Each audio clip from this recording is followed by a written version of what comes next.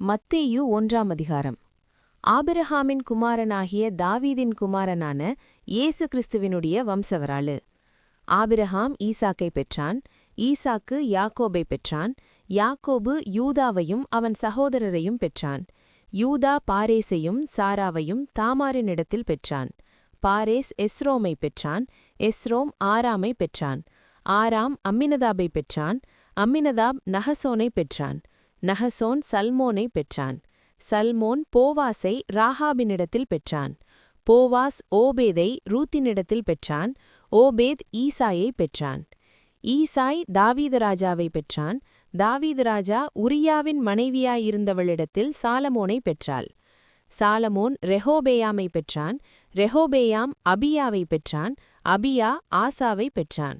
ஆசா யோசபாத்தைப் பெற்றான். யோசபாத் யோராமைப் பெற்றான். யோராம் உசியாவைப் பெற்றான். உசியா யோதாமைப் பெற்றான். யோதாம் ஆகாஸைப் பெற்றான். ஆகாஸ் எசேக்கியாவைப் பெற்றான். எசேக்கியா மனாசேயைப் பெற்றான். மனாசே ஆமோனைப் பெற்றான். ஆமோன் யோசியாவைப் பெற்றான்.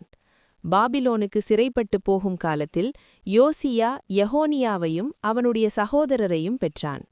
பாபிலோனுக்கு சிறைப்பட்டு போன பின்பு யெகோனியா சலாத்தியேலைப் பெற்றான். சலாத்தியேல் சொரோபாபேலைப் பெற்றான்.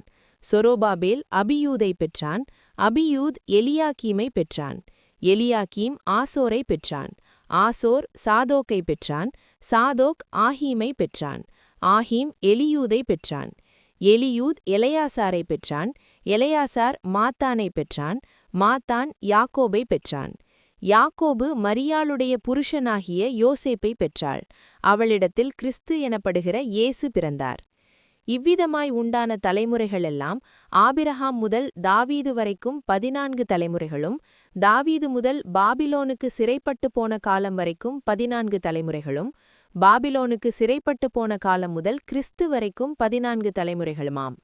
இயேசு கிறிஸ்துவினுடைய ஜனனத்தின் விவரமாவது, அவருடைய தாயாராகிய மரியாள் யோசேப்புக்கு நியமிக்கப்பட்டிருக்கையில் அவர்கள் கூடி வரும் முன்னே அவள் பரிசுத்த ஆவியினால் கர்ப்பவதியானாள் என்று காணப்பட்டது.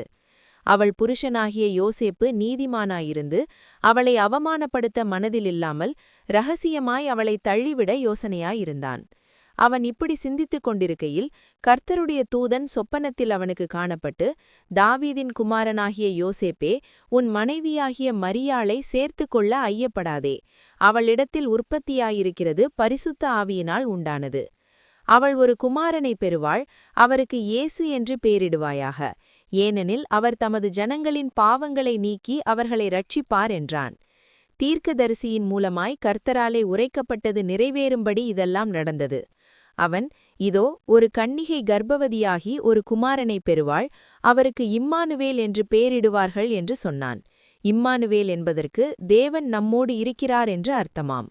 யோசேப்பு நித்திரை தெளிந்தெழுந்து கர்த்தருடைய தூதன் தனக்கு கட்டளையிட்டபடியே தன் மனைவியை சேர்த்து கொண்டான்.